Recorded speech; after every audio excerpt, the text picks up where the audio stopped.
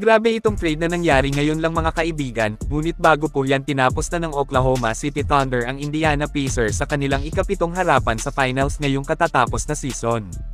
Isang nakakalungkot para sa Pacers talo pa at nagtamo pa talaga ng injury si Tyrese Haliburton. First quarter pa lang nang mangyari ito kay Holly, naiyak yata yung mga fans ng Pacers sa nangyari kay Tyrese. Sa mismong pinaka-importanting laban pa talaga, malas para sa kanya at sa buong team nila.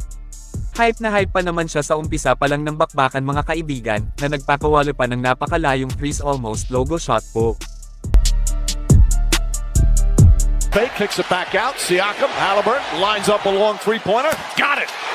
Step up pa ang backup point guard ng Pacers pero hindi na talaga nila kinaya ang mabigat na atake ng Thunder.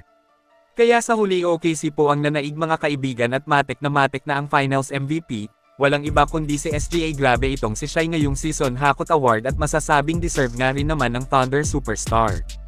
Marami ang bumilib sa husay nito, ngunit may iilan din naman ang nakulangan sa lakas ng OKC. Hani nila kaya nga lang daw nakapasok ang Oklahoma ng finals at nanalo ng kampyonato, ay nandahil sa injury issues na sinapit ng mga dinaanan nilang mga kalaban sa playoffs.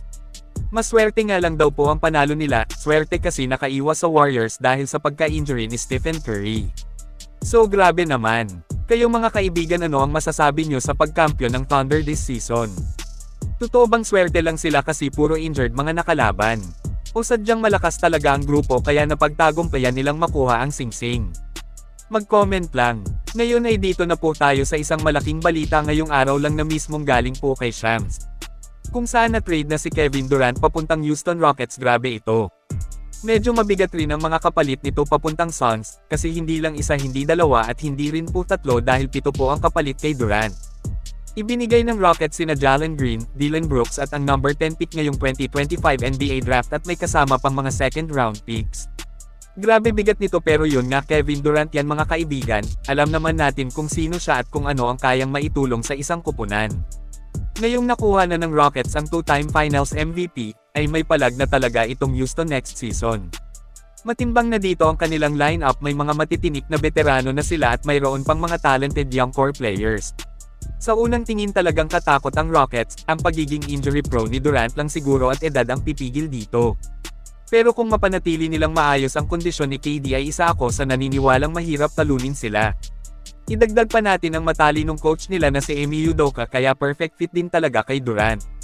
Sabi naman ng maraming fans ngayon na mukhang binuo nga daw itong Rockets para makaisa na kay Stephen Curry at ng Warriors sa playoffs. Kasi sa mga hindi pa po nakakaalam mga kaibigan, itlog at hindi pa nananalo ang Rockets sa Warriors sa playoffs noon pa man. Well, ngayong may KD na sila ay ibang usapan na siguro, pero tingnan pa rin natin kung mananalo na ba ang Houston Rockets sa GSW next season kung sakaling magkasalubong man ang magkabilang grupo sa playoffs. Kasi hindi nga pwedeng ismulin ang GSW na may Steph Curry, Jimmy Butler at Draymond Green. Sa tingin ko rin babawi itong si Butler next season kaya kabang-abang pa rin talaga sila. Well, speaking of Golden State Warriors, ngayon matik naman siguro na naghahanap at nag-iisip rin ang kanilang front office para sa paghahanda next season.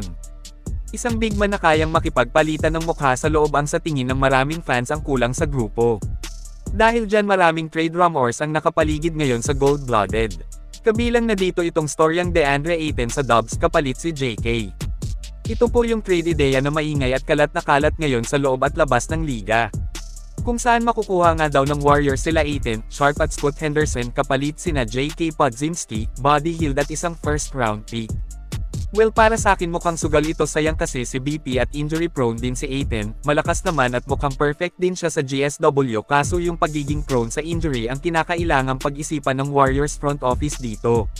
Pero kayo mga kaibigan, ano ang masasabi nyo sa trade ideya na ito sa pagitan ng Warriors at Blazers? I-comment lang po yan sa ibaba at akin pong babasahin yan. Maraming salamat po, mag-iingat at God bless sa lahat.